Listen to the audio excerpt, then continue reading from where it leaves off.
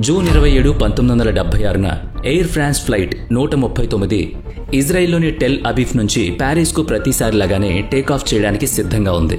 Tell అవీవ్లోని Ben Gurion international ఎయిర్పోర్ట్లో flight 139లో ప్రయాణికులు తమ సీట్లలో కూర్చోవాలని నిరంతరం సూచిస్తున్నారు. ఫ్లైట్ యొక్క కమాండర్ కెప్టెన్ మిచెల్ బాకస్ చేతిలో ఉంది. ప్రయాణికులందరూ కూర్చున్న తర్వాత విమానం నిర్ణీత సమయానికి బయలుదేరింది. టెల్ అవీవ్ నుంచి ఫ్లైట్ 139 గ్రీస్ రాజధాని ఎథెన్స్ మీదుగా ప్యారిస్ చేరుకోవాల్సి ఉంది. ఎథెన్స్లో దిగిన తర్వాత ప్రతిరోజు విమానంలో ఇంధనం నింపబడుతుంది. ఈ సమయంలో కొంతమంది ప్రయాణికులు అక్కడి నుంచి ప్యారిస్ వెళ్లడానికి ఈ విమానాన్ని ఉపయోగించారు. ఈ రోజు ఎథెన్స్ నుంచి ఈ విమానంలో 58 మంది ప్రయాణికులు టికెట్లు బుక్ చేసుకున్నారు. ఈ 58 మందిలో 4 వ్యక్తుల ఉద్దేశం మంచిది కాదు. వాళ్ళు ఒక భయంకరమైన సంఘటనను నిర్వహించడానికి ప్లాన్ చేసుకున్నారు. మధ్యాహ్నం 1:30 ఫ్లైట్ ల్యాండ్ అయిన వెంటనే విమానంలో ఇంధనం నింపబడింది. కొంతమంది కొత్త ప్రయాణికులు విమానంలో ఎక్కుతారు. ఇంధనం నింపుకునే సమయంలో విమానంలో చాలా హడావిడిగా ఉంటుంది. కొందరు సంభాషణలను ఆస్వాదిస్తున్నారు, మరికొందరు బిజీగా నిద్రపోతున్నారు. అందరూ ప్యారిస్ చేరుకుని తమ కుటుంబ సభ్యులను కలవాలని హడావిడిలో ఉన్నారు. కానీ ఈ సంతోషకరమైన వాతావరణం మరికొద్ది క్షణాల్లో శోకసంద్రంగా మారబోతుందని వాళ్ళకి తెలీదు. ఎథెన్స్ నుంచి విమానం టేకాఫ్ అయి కొంత ఎత్తుకు చేరుకోగానే అకస్మాత్తుగా 4 సాయుధ వ్యక్తులు లేచి నిలబడ్డారు. వారి చేతుల్లో పిస్టల్స్, హ్యాండ్ గ్రెనేడ్స్ ఉన్నాయి. ఒక్కసారిగా విమానం వాతావరణం భయంకరంగా మారిపోయింది. తుపాకులు చూసి ప్రయాణికులందరికీ చెమటలు పట్టాయి. కొద్దిసేపటికి 4 హైజాకర్లు మొత్తం విమానాన్ని తమ ఆధీనంలోకి తీసుకున్నారు. ప్రయాణికులు కేకలు వేయడం ప్రారంభించినప్పుడు ఒక హైజాకర్ వేగంగా కాక్పీట్ వైపు పరిగెత్తాడు. పైలట్పై తుపాకీని గురిపెట్టి పైలట్ సీట్లో కూర్చున్నాడు. 248 మంది ప్రయాణికులు, 12 మంది సిబ్బందితో బయలుదేరిన ఈ విమానం ఇప్పుడు హైజాక్కు గురైంది. హైజాకర్లలో 2 ఉగ్రవాదులు popular front for the liberation of పాలస్తీనాకు చెందిన వాళ్ళు. మిగిలిన 2 పశ్చిమ జర్మనీకి చెందిన రెవల్యూషన్ ఆర్జీ సభ్యులు. వాళ్లలో ఒకరు మహిళా కో పైలట్ స్థానంలో కూర్చున్న ఉగ్రవాది. ఇప్పుడు పైలట్ని ప్యారిస్కు బదులుగా లిబియాలో బెంజ్ విమానాశ్రయంలోకి తీసుకువెళ్లమని కోరారు. అనేక గంటల నిరంతర విమాన ప్రయాణం తర్వాత విమానం లిబియాలోని బెంజ్ విమానాశ్రయంలో ల్యాండ్ అయింది. బెంగాజ్ ఎయిర్పోర్ట్లో విమానానికి ఇంధనం నింపుతున్నప్పుడు బ్రిటన్లో జన్మించిన ఇజ్రాయెల్ మహిళ ప్యాట్రిసియా మాటెల్ గర్భస్రావం అయినట్లు నటిస్తూ తన ఆరోగ్యం బాలేదని హైజాకర్ను ఒప్పించింది. ప్యాట్రిసియా యొక్క ట్రిక్ పనిచేసింది. హైజాకర్లు ఆమెను బెంగాజీ విమానాశ్రయంలోనే విడుదల చేశారు. ఆ మహిళకు విముక్తి లభించిన వెంటనే ఈ హైజాక్ వార్త ప్రపంచమంతా దావానంలా వ్యాపించింది. ఇంతలోనే ఈ ఘటన గురించి ఇజ్రాయెల్కు కూడా తెలిసింది. ఈ విమానంలో ఎక్కువ మంది ప్రయాణికులు ఇజ్రాయెల్ వాసులు కావడంతో ఇజ్రాయెల్లో కలకలం రేగింది. గడిచిన ప్రతి క్షణం తన పౌరులను రక్షించాలని ఇజ్రాయెల్ ప్రభుత్వంపై ఒత్తిడి పెరుగుతోంది. చాలా మంది ప్రయాణికులను విడుదల చేయడానికి బదులుగా హైజాకర్లు పెద్ద డిమాండ్ చేస్తారని ఇజ్రాయెల్కు తెలుసు. హైజాకర్ల డిమాండ్ కంటే ముందే ఇజ్రాయెల్ రెస్క్యూ ఆపరేషన్ను ప్లాన్ చేయడం ప్రారంభించింది. బెంగాజీ విమానాశ్రయంలో ఇంధనం నింపుకున్న తర్వాత విమానం మరోసారి బయలుదేరింది. ఇంతలో హైజాక్ జరిగి 24 గంటలు గడిచిపోయింది. కాక్పిట్లో కూర్చున్న ఉగ్రవాది ఇప్పుడు పైలట్ను ఉగాండాకు ఫ్లైట్ తీసుకువెళ్లమని అడిగాడు. గన్ పాయింట్ బ్లాంక్లో ఉండడంతో పైలట్ నిస్సహాయంగా ఉన్నాడు. కాబట్టి విమానం ఇప్పుడు ఇజ్రాయెల్ నుంచి 4000 కిలోమీటర్ల దూరంలో ఉన్న ఉగాండా వైపు వేగంగా ప్రయాణించడం మొదలుపెట్టింది. కొంత సమయం ప్రయాణించిన తర్వాత హైజాకర్లు ఉగాండాలోని ఎంటీబీ విమానాశ్రయంలో విమానాన్ని ల్యాండ్ చేయమని పైలట్ను ఆదేశించారు. హైజాకర్ల నుంచి ఇది విన్న పైలట్ మరియు సిబ్బంది ఆశ్చర్యపోయారు. హైజాక్ చేయబడిన విమానాన్ని మరొక దేశ విమానాశ్రయంలో ఇంత సులభంగా ఎలా ల్యాండ్ చేయగలిగారు? అయితే హైజాకర్లు అప్పటికే ఉగాండా అధ్యక్షుడు ఈదీ అమీన్తో మాట్లాడినట్లు వాళ్లకు అర్థమైంది. చివరగా మే 28 రాత్రి దాదాపు 3 గంటలకు ఫ్లైట్ 139 ఉగాండాలోని ఎంటీబీ విమానాశ్రయంలో దిగింది. ఎంటీబీ విమానాశ్రయంలో దిగిన వెంటనే ఉగాండా సైన్యం ఈ విమానాన్ని అన్ని వైపుల నుంచి చుట్టుముట్టింది. విమానం ల్యాండ్ అయిన వెంటనే ప్రయాణికులు, సిబ్బంది ఊపిరి పీల్చుకున్నారు. తమను రక్షించేందుకు ఉగాండా సైన్యం వచ్చిందని వాళ్లు భావిస్తున్నారు. కానీ ఉగాండా సైన్యం తమను విడుదల చేయడానికి రాలేదని, హైజాకర్లకు మద్దతివ్వడానికి వచ్చిందని గ్రహించినప్పుడు వారి ఆనందం కొన్ని నిమిషాల్లోనే ఆవిరైపోయింది. హైజాకర్లను పట్టుకోవడానికి బదులుగా సైన్యం వారిని స్వాగతించడం ప్రారంభించింది. ఈలోగా ప్రయాణికులు మరియు సిబ్బంది తమ నిరీక్షణ ఎక్కువ కాలం ఉంటుందని గ్రహించారు. ఎవరి ప్రాణం పోతుందో వాళ్లలో ఎవరికీ తెలియదు. హైజాకర్స్లో మరో 5 ఉగ్రవాదులు చేరడం, హైజాకర్ల సంఖ్య 9గా పెంచడం, ఇప్పుడు వాళ్లు మునుపటి కంటే మరింత ప్రమాదకరంగా మారడం చూసి అందరూ భయపడ్డారు. అయితే ఈదీ అమీర్ కూడా ఎంబీటీ విమానాశ్రయానికొచ్చి కలవడానికి పరిమితి దాటారు. అతని విమానాశ్రయానికి చేరుకోగానే ఉగాండాలో ఇజ్రాయెల్ ఎలాంటి రెస్క్యూ ఆపరేషన్ను చేపట్టకుండా ఈ హైజాకర్లకు భద్రత కల్పించాలని తన సైన్యాన్ని ఆదేశించింది. ఏదేమైనా 4000 కిలోమీటర్ల దూరంలో ఉన్న ఏ దేశానికైనా సైన్యాన్ని పంపించి రెస్క్యూ ఆపరేషన్ చేయడం చాలా కష్టంగా ఉండేది. అది కూడా ఉగాండా సైన్యం స్వయంగా హైజాకర్లకు రక్షణ కల్పిస్తున్నప్పుడు ఇది ఇంకా కష్టతరం. హైజాకర్లను కలిసిన తర్వాత ఈద్ అమీర్ ఆఫ్రికన్ యూనియన్ సంస్థ సమావేశానికి హాజరయ్యేందుకు మారిషస్ కు బయలుదేరారు. ఈ సమయంలో విమానం ఉగాండాలో ఉందని ఇజ్రాయెల్ కు తెలిసింది. ఈద్ అమీర్ యొక్క ప్రతి కార్యకలాపాలపై ఇజ్రాయెల్ ఒక కన్నేసి ఉంచింది. ఈద్ అమీన్ కూడా హైజాకర్లకు సహాయం చేస్తున్నాడని ఇజ్రాయెల్ కు క్లూ ఉంది. అయితే ఇక్కడ ఆలోచించాల్సిన విషయం ఏంటంటే, హైజాకర్లు ఇజ్రాయెల్ విమానాన్ని ఎందుకు హైజాక్ చేశారు? అమీన్ హైజాకర్లకు ఎందుకు సహాయం చేశాడు? వాస్తవానికి ఈ విమానాన్ని హైజాక్ చేసిన ఇద్దరు ఉగ్రవాదులు popular front of the liberation of పాలస్తీనాకు చెందినవాళ్లు. మిగిలిన ఇద్దరు ఉగ్రవాదులు రెవల్యూషన్ సెల్ ఆర్జీకి చెందినవాళ్లు. వాళ్ళు ఉగాండా పీపుల్స్ లిబరేషన్ ఆర్మీ సభ్యుడు మరియు 53 మంది ఖైదీలను విడుదల చేయాలని కోరుకున్నాడు. వాళ్లలో 40 మంది ఇజ్రాయెల్ జైల్లో ఉన్నారు. మరోవైపు ఇజ్రాయెల్ మరియు ఈద్ అమీన్ చాలా మంచి స్నేహితులు. ఈద్ అమీన్ ఉగాండా సైన్యంలో మేజర్ జనరల్ గా ఉన్నప్పుడు ఇజ్రాయెల్ డిఫెన్స్ ఫోర్సెస్ అతనికి పారాట్రూపింగ్ లో ప్రత్యేక శిక్షణ కూడా ఇచ్చింది. ఈ స్నేహం ఎంత దృఢంగా ఉందంటే, తర్వాత ఈదీ అమీన్ ఉగాండాలో తిరుగుబాటు చేసినప్పుడు ఇజ్రాయెల్ తన ఇంజనీర్లను మరియు సాంకేతిక నిపుణులను అతడికి మద్దతుగా పంపించింది. తిరుగుబాటు తర్వాత రెండు దేశాల మధ్య వాణిజ్య సంబంధాలు కూడా మెరుగుపడ్డాయి. చాలా మంది ఇజ్రాయేలీలు కూడా వ్యాపారం చేయడానికి ఉగాండా వెళ్లారు. దీని తర్వాత ఈద్ అమీన్ తన పొరుగు దేశం టాంజానియాతో యుద్ధం చేశాడు. ఈ యుద్ధం కోసం ఇజ్రాయెల్ నుంచి సహాయం కోరాడు. కానీ ఈసారి ఈద్ అమీన్ కు సహాయం చేయడానికి ఇజ్రాయెల్ నిరాకరించింది. ఈద్ అమీర్కి కోపం వచ్చింది. తన దేశంలో నివసిస్తున్న ఇజ్రాయెల్ ప్రజలను ఉగాండా వదిలి వెళ్లమని ఆదేశించాడు. దీని తర్వాత అతను లిబియా పాలకుడు గడాఫీకి స్నేహితుడయ్యాడు. అతను తన మద్దతును పెంచుకున్నాడు. బదులుగా గడాఫీ అతనికి చాలా ఆయుధాలను సమర్పించుకున్నాడు. లిబియా పాలకుడు గడాఫీ ఇజ్రాయెల్ యొక్క శత్రువు. ఈ శత్రుత్వంతో గడాఫీకి మద్దతిస్తానని ఈద్ అమీన్ వాగ్దానం చేశాడు. 1967 నాటికి ఈద్ అమీన్ ఇజ్రాయెల్ యొక్క బద్ద శత్రువుగా మారాడు. ఇజ్రాయెల్పై ప్రతీకారం తీర్చుకోవడానికి సరైన అవకాశం కోసం ఎదురు చూస్తున్నాడు. అయితే ఈ విమానం హైజాక్ గురించి తెలిసిన వెంటనే ఉగ్రవాదులకు సహాయం చేసేందుకు మనస్ఫూర్తిగా ముందుకొచ్చాడు. అందుకే ముందుగా విమానాన్ని లిబియాకు, ఆ తర్వాత ఉగాండాకు తీసుకువెళ్లారు. ఉగాండాలో హైజాకర్లు ప్రయాణికులందరినీ 2 గ్రూపులుగా విభజించి విమానాశ్రయంలోని పాత టెర్మినల్ భవనంలో హోస్టేజ్లుగా ఉంచారు. ఈ గ్రూపుల్లో ఒకటి ఇజ్రాయెల్ పౌరులు. వారిని ప్రత్యేక గదిలో ఉంచారు. మరొక సమూహం మరొక గదిలో ఉంచబడిన ఇతర దేశాల పౌరులు. పరిస్థితి పూర్తిగా హైజాకర్ల నియంత్రణలో ఉంది. వాళ్ళు ఉగాండాలో పూర్తిగా సురక్షితంగా ఉన్నారిప్పుడు. సంఘటన జరిగిన 2 రోజుల తర్వాత హైజాకర్లు ఇజ్రాయెల్ ముందు తమ డిమాండ్లను మొదటిసారిగా ముందుంచారు. ఇజ్రాయెల్, కెన్యా, ఫ్రాన్స్, పశ్చిమ జర్మనీ మరియు స్విట్జర్లాండ్ జైళ్లలో ఉన్న 53 మంది ఖైదీలను జూలై 1 నాటికి విడుదల చేయాలని, అలాగే $5 మిలియన్ ఇవ్వాలని హైజాకర్లు డిమాండ్ చేశారు. ఇది చేయకపోతే హోస్టేజ్లను చంపేస్తామని బహిరంగంగా బెదిరింపు కూడా ఇవ్వడం జరిగింది. ఈ ఖైదీల్లో 40 మంది ఖైదీలు ఇజ్రాయెల్ జైల్లో మరియు 13 మంది ఖైదీలు కెన్యా, ఫ్రాన్స్, పశ్చిమ జర్మనీ మరియు స్విట్జర్లాండ్ జైల్లో ఉన్నారు. హైజాకర్ల డిమాండ్ను పరిగణలోకి తీసుకునే ముందు ఇజ్రాయెల్ దౌత్య మార్గాల ద్వారా హోస్టేజ్లందరినీ విడుదల చేయడానికి ప్రయత్నిస్తుంది. అన్నిట్లో మొదటిది రిటైర్డ్ ఐడిఎఫ్ అధికారి బరూచ్ బర్కా బర్లేఫ్. ఈ పనికి ఆయన కేటాయించబడ్డాడు. అతను ఉగాండా అధ్యక్షుడు ఈదీ అమీర్తో చాలా సంవత్సరాల పాటు మంచి అనుబంధాన్ని కలిగి ఉన్నాడు. కానీ గర్వంతో నిండిన ఈదీ అమీన్ అతను చెప్పేది వినడానికి నిరాకరించాడు. దీని తర్వాత హైజాకర్లు మరియు ఈద్ అమీన్ను కలవడానికి ఉగాండాకు తమ ప్రత్యేక రాయబారిగా ఈజిప్ట్ అధ్యక్షుడు అన్వర్ సదత్పూర్, గనైన్ చైర్మన్ యాసర్ అరాఫ్ హానీ వీళ్ళిద్దరినీ పంపించాల్సిందిగా ఇజ్రాయెల్ మంత్రివర్గం యుఎస్ను అభ్యర్థిస్తుంది. అయితే హైజాకర్లు తమ ప్రణాళికను నెరవేర్చడంలో మొండిగా ఉన్నారు. హోస్టేజ్లను విడుదల చేయడానికి సిద్ధంగా లేరు. ఏ వైపు నుంచి ఎటువంటి ఎంపికను చూడకుండా చివరకు ఇజ్రాయెల్ కేబినెట్ జూలై 1, 1976న హైజాకర్లకు చర్చల ప్రతిపాదనను పంపింది. ఇజ్రాయెల్ తన రెస్క్యూ ఆపరేషన్ను అమలు చేయడానికి మరికొంత సమయం కావాలని కోరింది. కాబట్టి ఇజ్రాయెల్ జైళ్లలో ఉన్న ఖైదీలను విడుదల చేయడానికి సిద్ధంగా ఉన్నామని, అయితే ఇతర దేశాల్లో ఉన్న ఖైదీల కోసం ఆ దేశాలతో మాట్లాడడానికి మరింత సమయం పడుతుందని ఇజ్రాయెల్ తన చర్చల ఆఫర్లో హైజాకర్లకు లేఖ రాసింది. ఇది కాకుండా ఇజ్రాయెల్ వారి $5 మిలియన్ డిమాండ్ను కూడా అంగీకరించింది. ఇదంతా చూస్తుంటే హైజాకర్లు ఇజ్రాయెల్ పూర్తిగా వెనకబడిపోయిందని భావించడం ప్రారంభించారు. కాబట్టి తమ విజయం ఖాయమని భావించి జూలై 4 వరకు ఇజ్రాయెల్కు సమయం ఇచ్చారు. ఇజ్రాయెల్కు ఇంత సమయం సరిపోతుంది. ఆ సమయంలో ఇజ్రాయెల్ ప్రధానమంత్రిగా ఉన్న ఇటాక్ రాబిన్ ఎంబీటీ విమానాశ్రయంలో జరిగే ప్రతి కార్యకలాపానికి సంబంధించిన సమాచారాన్ని సేకరించాల్సిందిగా తన గూఢచార సంస్థ మొసాద్కు మరియు ఇజ్రాయెల్ రక్షణ మంత్రి షిమోనోసాద్ ఏజెంట్లను ఆదేశించాడు.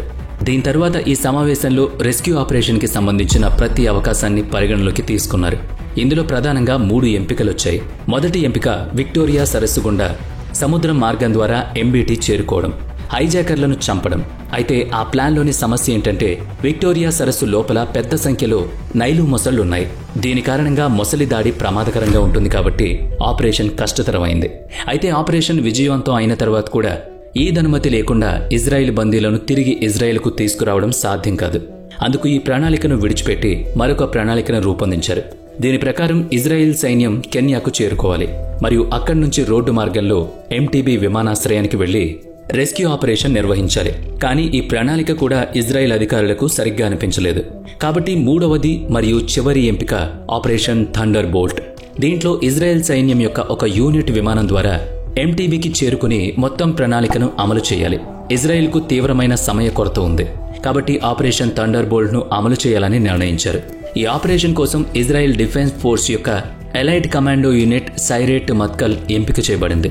దీనికి యానెస్ నెతన్యాహు నాయకత్వం వహించారు. అయితే ఉగాండా ఇజ్రాయెల్ నుంచి 4000 కిలోమీటర్ల దూరంలో ఉంది కాబట్టి ఇందులో పాల్గొన్న అన్ని విమానాలకు ఇంధనం నింపడం చాలా ముఖ్యం. ఇంధనం నింపుకోవడానికి ఇజ్రాయెల్కు తూర్పు ఆఫ్రికా దేశం అవసరం. అది తన దేశంలోని ప్రవేశించడానికి తన విమానాలకు అనుమతిస్తుంది. అటువంటి పరిస్థితుల్లో ఉగాండా పొరుగు దేశం కెన్యా ఇజ్రాయెల్కు సహాయం చేయడానికి ముందుకొచ్చింది. ఈ ఆపరేషన్ కోసం కెన్యా ఇజ్రాయెల్ వైమానిక దళాన్ని నైరోబీ విమానాశ్రయానికి పంపింది. అక్కడ ల్యాండింగ్ కి అనుమతిచ్చారు. ఇజ్రాయెల్ రెస్క్యూ ఆపరేషన్ ప్లాన్ చేస్తుండగా హైజాకర్లు మరో ఎత్తుగడ వేశారు. జూన్ 30 మరియు జూలై 1 మధ్య ఇజ్రాయెల్ పౌరులు కాని 148 మంది హోస్టేజ్లను విడుదల చేసి ప్యారిస్కు పంపారు. ఇలా చేయడం ద్వారా హైజాకర్లు ఇతర దేశాల ప్రమేయాన్ని ముగించాలని కోరుకున్నారు. తద్వారా ఇతర దేశాలు వారిపై ఎటువంటి చర్యలు తీసుకోవు. ఇప్పుడు తాబీ విమానాశ్రయంలో కేవలం 106 మంది ఇజ్రాయెల్ ప్రయాణికులు మాత్రమే మిగిలారు. హైజాకర్లు కేవలం ఇజ్రాయెల్ పౌరులను మాత్రమే లక్ష్యంగా చేసుకున్నారని స్పష్టమైంది. ఇంతలో మొసాద్ ఎంటీబీ విమానాశ్రయానికి సంబంధించిన ప్రతి చిన్న సమాచారాన్ని సేకరిస్తోంది. ఎయిర్పోర్ట్ సమీపంలోని ఏ భవనంలో హైజాకర్లు హోస్టేజ్లను దాచి ఉంచారో కూడా వాళ్లు గుర్తించారు. మొసాద్ ఈ సమాచారాన్ని సాయోట్ మెడికల్ రెస్క్యూ యూనిట్తో పంచుకుంది. వారితో ఆ భవనం మరియు ఎంటీబీ విమానాశ్రయం యొక్క మ్యాప్ను కూడా పంపించుకున్నారు. దీని నిర్మాణం కొన్ని సంవత్సరాల క్రితం ఇజ్రాయెల్ కంపెనీ ద్వారా జరిగింది. ఈ కంపెనీ సహాయంతో ఇజ్రాయెల్ బలగాలకు ప్రతి అంగుళం గురించి సమాచారం వచ్చింది. ఇజ్రాయెల్ ఇప్పుడు రెస్క్యూ ఆపరేషన్కు సిద్ధంగా ఉంది. ఇది కేబినెట్ మంత్రుల ఆమోదం కోసం వేచి ఉందంతే. హైజాకర్లు జూలై 4న అల్టిమేటం ఇచ్చారు కాబట్టి సమయాన్ని వృధా చేయకుండా ఇజ్రాయెల్ కేబినెట్ సమావేశం జూలై 3వ తేదీన రెస్క్యూ ఆపరేషన్ ని నిర్వహించేందుకు ఎంచుకుంది. జూలై 3వ తేదీ రానే వచ్చింది. ఇప్పుడు హైజాకర్లు ఇచ్చిన అల్టిమేటంలో ఒక్క రోజు మాత్రమే మిగిలింది. సమయానికి ఆపరేషన్ విజయవంతంగా జరగకపోతే తమ పౌరులందరూ ప్రాణాలు కోల్పోవచ్చు. ఇజ్రాయెల్కి ఈ విషయం బాగా తెలుసు కాబట్టి ఆపరేషన్ థండర్ బోల్ట్ వెంటనే ప్రారంభించబడింది. ఈ మొత్తం ఆపరేషన్కు బ్రిగేడియర్ జనరల్ డాన్ షోమర్ నాయకత్వం వహిస్తుండగా కల్నల్ యోనాటన్ నెతన్యాహుకు ఫీల్డ్ ఆపరేషన్ బాధ్యతలను అప్పగించారు. ప్రణాళిక పూర్తయింది. ఇప్పుడు ఇజ్రాయెల్ వైమానిక దళానికి చెందిన 4 C-130 రో హెర్క్యులెస్లు బయలుదేరడానికి సిద్ధంగా ఉన్నాయి. దీని తర్వాత అన్ని విమానాలను ఉగాండాలో వేర్వేరు సమయాల్లో వదిలివేయాలి. విమానాన్ని కెన్యాలోని ఎంటీబీ విమానాశ్రయానికి పంపించారు. మొదట 3 ఎయిర్ క్రాఫ్ట్లలో దాదాపు 200 మంది కమాండోలు మరియు పారాట్రూపర్లు కూర్చున్నారు. ఆపరేషన్ పూర్తయిన తర్వాత హోస్టేజ్లందరినీ తిరిగి తీసుకురావడానికి ఒక విమానం ఖాళీగా పంపబడింది. ఇజ్రాయెల్ ప్రణాళికలో భాగమైన ఈ విమానంలో కొన్ని వాహనాలు కూడా తీసుకురాబడ్డాయి. ఇదే కాకుండా ఈ మిషన్కు 2 బోయింగ్ 707లు కూడా జోడించబడ్డాయి. వాటిలో ఒక ఎంటీబీ నుంచి స్టాండ్ ఆఫ్ రేంజ్కి వెళ్లడం, కమాండ్ మరియు కంట్రోల్ పని నిర్వహించడం. మరొక బోయింగ్ 707 కెన్యాలోని నైరోబీలో ఉంచబడింది. ప్లాన్ ప్రకారం విమానాన్ని ఎర్ర సముద్రం మీదుగా ఎగురుతూ తమ గమ్యస్థానం వైపు కదులుతూ ఉన్నాయి. ఈజిప్ట్, సూడాన్ మరియు సౌదీ అరేబియా వంటి అన్ని దేశాల ఏటీసీ యొక్క కళ్ళు తప్పించుకుంటూ ఏ దేశపు రాడార్ వారి విమానాలను గుర్తించలేని విధంగా అందరి పైలట్లకి ఆదేశాలు ఇవ్వబడ్డాయి. అన్ని విమానాలు ఎర్ర సముద్రం మీదుగా ఎగురుతాయి. జిబౌటీకి చేరుకుంటాయి. అక్కడి నుంచి ఒక మలుపు తీసుకుని ఇథియోపియా మరియు కెన్యాలను దాటుతాయి. ఉగాండాలోకి ప్రవేశించిన తర్వాత మొదటి విమానం రాత్రి 11 గంటలకు ఎంటీబీ విమానాశ్రయంలో నిశ్శబ్దంగా దిగుతుంది. ఉగాండా సైన్యం ఈ విమానం ల్యాండింగ్ను అనుమతించదు. ఎందుకంటే ఆ విమానాలు ఉగాండా వాణిజ్య విమానాల మాదిరిగా పెయింట్ చేయబడ్డాయి. తద్వారా ఉగాండా సైన్యం రన్వేపై ల్యాండ్ అవుతున్నప్పుడు వాటిని సరిగ్గా గుర్తించలేకపోయాయి. ఇజ్రాయెల్ విమానాలను అనుమానించకూడదు. మొదటి విమానం ల్యాండ్ అయిన వెంటనే ఇజ్రాయెల్ కమాండోలందరూ దాక్కున్నప్పుడు ఎంటీబీ విమానాశ్రయం యొక్క కొత్త టెర్మినల్ భవనం దగ్గర తమను తాము జాగ్రత్తగా మోహరించారు. తక్కువ సమయంలో విమానాశ్రయం యొక్క కంట్రోల్ రూమ్ చుట్టూ తమ స్థానాలను చూసుకున్నారు. ఇంతలో విమానం వెనుక తలుపు తెరుచుకుంది. దీని కారణంగా 2 ల్యాండ్ రోవర్లు మరియు 35 మంది కమాండోలతో కూడిన నలుపు రంగు కాన్వాయ్ ఉగాండా సైన్యం మాదిరిగానే యూనిఫామ్లు ధరించి ముందుకు సాగడం ప్రారంభించింది. ఈ వాహనాలన్నీ పాత టెర్మినల్ బిల్డింగ్కు చేరుకోగానే 2 ఉగాండా ఆర్మీ వ్యక్తులు ఈ వాహనాన్ని ఆపడం ప్రారంభించారు. ఈ కాన్వాయ్ ఈదీ అమీన్ది కాదని వాళ్లు అనుమానించారు. కొద్ది రోజుల క్రితం ఈదీ అమీన్ తన కాన్వాయ్లో నలుపు రంగు బదులుగా తెల్లటి వాహనాలను ఉపయోగించేవారని వాళ్లు అనుమానించారు. కాబట్టి వాళ్లు వాహన వేగాన్ని పెంచారు. కానీ ఉగాండా సెక్యూరిటీ గార్డులిద్దరూ ఈ వాహనాన్ని వెంబడించడం ఆపలేదు. పరిస్థితి చేయి దాటిపోవడాన్ని గమనించిన ఇజ్రాయెల్ కమాండో లైసెన్సర్ పిస్టల్తో 2 క్షణాల్లో హతమార్చాడు. అయితే ఈలోగా ల్యాండ్ రోవర్స్లో ప్రయాణిస్తున్న మరో ఇజ్రాయెల్ కమాండో తన రైఫిల్లో వారిపై బుల్లెట్లను కూడా కాల్చాడు. ఈ శబ్దం ఉగాండా సైన్యాన్ని అప్రమత్తం చేస్తుంది. ఇప్పుడు ఇజ్రాయెల్ కమాండోలు తమ వ్యూహాన్ని మార్చుకోవాల్సి వచ్చింది. మునుపటి వ్యూహం ప్రకారం వారు పాత టెర్మినల్ భవనంలోకి రహస్యంగా ప్రవేశించి హైజాకర్ల బారి నుంచి తమ పౌరులను రక్షించాల్సి వచ్చింది. కానీ ఇప్పుడు వాళ్లు మరింత ముందుకు వెళ్లవలసి వచ్చింది. ముందుకు వెళ్లడానికి వాళ్లు ఉగాండా సైన్యంతో పోరాడాల్సి వచ్చింది. ఇంతలో మిగిలిన కమాండోలు మరియు పారాట్రూపర్లతో నిండిన 2 ఇజ్రాయెల్ విమానాలు ఎంటీబీ విమానాశ్రయంలో దిగాయి. తద్వారా వారి స్థానాలను చేపట్టాయి. ముందుకు వెళ్లి రన్వే మరియు హైజాకర్ల భద్రత కోసం మోహరించిన ఉగాండా సైన్యంపై భారీ కాల్పులు ప్రారంభించిన కమాండోలకు బ్యాకప్ అందించారు. మరోవైపు హోస్టేజ్ను విడుదల చేసేందుకు ల్యాండ్ రోవర్ మరియు కమాండోలందరూ ఓల్డ్ టెర్మినల్ భవనానికి చేరుకున్నారు. ఈ సమయంలో 3 విమానాల ఇంజిన్లు రన్నింగ్లో ఉంచబడ్డాయి. తద్వారా రెస్క్యూ ఆపరేషన్ పూర్తయిన వెంటనే వాళ్లు వెంటనే అక్కడి నుంచి బయలుదేరొచ్చు. అప్పటికే పొజిషన్లో ఉన్న ఇజ్రాయెల్ స్నైపర్లు ఉండగా సైన్యంపై మృత్యువులా పడ్డారు. ఇజ్రాయెల్ కమాండోలు రన్వేపై పొజిషన్ తీసుకున్న వెంటనే వాళ్లు అక్కడ ఉన్న లైట్లన్నిటినీ స్విచ్ ఆఫ్ చేశారు. ఉగాండా సైన్యం నుంచి ఏదైనా కదలిక కనిపించడం ఆలస్యం. వాళ్లు వెంటనే చంపబడ్డారు. కొద్దిసేపటికే విమానాశ్రయంలో మోహరించిన భద్రతా బలగాలందరినీ ఇజ్రాయెల్ కమాండోలు కాల్చి చంపేశారు. ఈ కాల్పులు మరియు ముఖాముఖి పోరాటంలో ఇజ్రాయెల్ కమాండోలందరూ ఇప్పటికీ సురక్షితంగా ఉన్నారు. మరోవైపు ఓల్డ్ టెర్మినల్ వద్దకు చేరుకున్న కమాండోలు ఆ 4 ఉగ్రవాదులను హతమార్చారు. 106 మంది ఇజ్రాయెల్ ప్రజలను బంకుల్లో ఉంచిన భవనంపై ఉగ్రవాదులు తుపాకీలతో దాడి చేయడం ప్రారంభించారు. అయితే ఈ వీర ఇజ్రాయెల్ కమాండోల ముందు ఆ ఉగ్రవాదుల ఆటలు సాగలేదు. వాళ్లు ఎక్కువసేపు నిలబడలేకపోయారు. కొద్ది నిమిషాల్లోనే వాళ్ల కథ ముగిసింది. ఇజ్రాయెల్ కమాండోలు మొత్తం భవనం యొక్క మ్యాప్ను కలిగి ఉన్నారు. వాళ్లు మెరుగైన ప్రణాళికతో వచ్చారు కాబట్టి ఇక్కడ కూడా ఇజ్రాయెల్ కమాండోల వైపు నుంచి ఒక్క ప్రాణ నష్టం కూడా జరగలేదు. కానీ క్రాస్ ఫైరింగ్ సమయంలో కొంతమంది ఇజ్రాయెల్ ప్రయాణికులు కాల్చి చంపబడ్డారు. దీని కారణంగా 3 వ్యక్తులు ప్రాణాలు కోల్పోయారు. చాలా మంది తీవ్రంగా గాయపడ్డారు. ఉగ్రవాదులందరినీ ఏరివేసిన తర్వాత ఇజ్రాయెల్ కమాండోలు హోస్టేజ్ను రన్వే వైపు 4వ విమానం వద్దకు తీసుకువెళ్లారు. ఇప్పుడు ఎంటీబీ విమానాశ్రయం యొక్క అన్ని ప్రాంతాలు ఇజ్రాయెల్ కమాండోలచే నియంత్రించబడ్డాయి. అన్నిటినీ అదుపులోకి తీసుకున్న తర్వాత ప్రయాణికులందరినీ 4వ విమానంలో కూర్చోబెట్టారు. ఈ సమయంలో గాయపడిన హోస్టేజ్ను విమానంలో కూర్చోబెట్టే పనిని ఫీల్డ్ ఇన్ఛార్జ్ యోనాథన్ నెతన్యాహు నిర్వహించారు. విమానంలో ఒక్కొక్కరిని సురక్షితంగా కూర్చోబెట్టారు. అదే సమయంలో కొంతమంది కమాండోలు ఎంటీబీ విమానాశ్రయంలో ఉగాండాకు చెందిన 11 MiG-17 మరియు MiG-21 విమానాలను గమనించారు. ఇజ్రాయెల్ కమాండోలు వెంటనే ఆ విమానాలన్నిటినీ హ్యాండ్ గ్రెనేడ్లు మరియు బాంబులతో ధ్వంసం చేశారు. తద్వారా ఉగాండా వైమానిక దళం వారిని వెంబడించలేకపోయింది. అప్పటికే ప్రయాణికులందరూ 4వ విమానంలో ఎక్కారు మరియు ఫీల్డ్ ఇన్ఛార్జ్ యోనాథన్ నెతన్యాహు కూడా తన కమాండోలందరినీ మైదానం వదిలి వెళ్లమని ఆదేశించాడు. నేలపై ఒంటరిగా నిలబడి ఇజ్రాయెల్ ప్రయాణికులు, కమాండోలు మరియు అధికారులు అందరూ సురక్షితంగా విమానంలో ఎక్కారని యోనాథన్ నెతన్యాహు హామీ ఇచ్చారు. జొనాథన్ నెతన్యాహు విమానం ఎక్కబోతుండగా అకస్మాత్తుగా ఉగాండా సైన్యానికి చెందిన కొంతమంది సైనికులు అక్కడికి చేరుకుని అతనిపై విచక్షణారహితంగా కాల్పులు ప్రారంభించారు. ఈ కాల్పుల్లో జొనాథన్ నెతన్యాహుకు 2 బుల్లెట్లు తగిలి అతడు వీరమరణం పొందాడు. తరువాత అతని ధైర్య సాహసాల కోసం ఇజ్రాయెల్ ప్రభుత్వం ఈ ఆపరేషన్ పేరును అతని పేరుతో ఆపరేషన్ జొనాథన్గా మార్చింది. ఈ సంఘటన జరిగిన 20 సంవత్సరాల తర్వాత 1996లో జొనాథన్ నెతన్యాహు తమ్ముడు ఇజ్రాయెల్ ప్రధానమంత్రి అయ్యారు. వీరిని బెంజమిన్ నెతన్యాహు అని పిలుస్తారు. ఈ మొత్తం ఆపరేషన్లో ఒక ఇజ్రాయెల్ కమాండర్ మాత్రమే ప్రాణాలు కోల్పోయాడు. మరోవైపు 7 హైజాకర్లు మరియు 45 మంది ఉగాండా సైన్యం మరణించారు. 2 వైపుల నుంచి భీకర కాల్పులు మరియు బాంబు పేలుళ్ల కారణంగా ఈ ఆపరేషన్ సమయంలో 3 హోస్టేజ్లు కూడా మరణించారు. 10 మంది హోస్టేజ్లు తీవ్రంగా గాయపడ్డారు. 90 నిమిషాల పాటు సాగిన ఈ ఆపరేషన్లో ఇజ్రాయెల్ తన 102 మంది పౌరులను హైజాకర్ల నుంచి రక్షించుకోగలిగింది. చాలా రోజులుగా హోస్టేజెస్గా ఉండడం వల్ల ఇజ్రాయెల్ మహిళ డోరా బ్లాక్ ఆరోగ్యం క్షీణించడంతో ఆమెను ఉగాండాలోని ఆసుపత్రిలో చేర్చారు. ఆపరేషన్ సమయంలో ఇజ్రాయెల్ కమాండోలకు డోరా బ్లాక్ ఏ ఆసుపత్రిలో చేరారో తెలియదు. దాని కారణంగా ఆమెను రక్షించలేకపోయారు. ఇజ్రాయెల్ యొక్క ఈ ఆపరేషన్లో భారీ ఓటమిని ఎదుర్కొన్న తరువాత ఉగాండా అధికారం ఆసుపత్రికి వెళ్లి డోరా బ్లాక్ను దారుణంగా చంపడం ద్వారా ప్రతీకారం తీర్చుకుంది.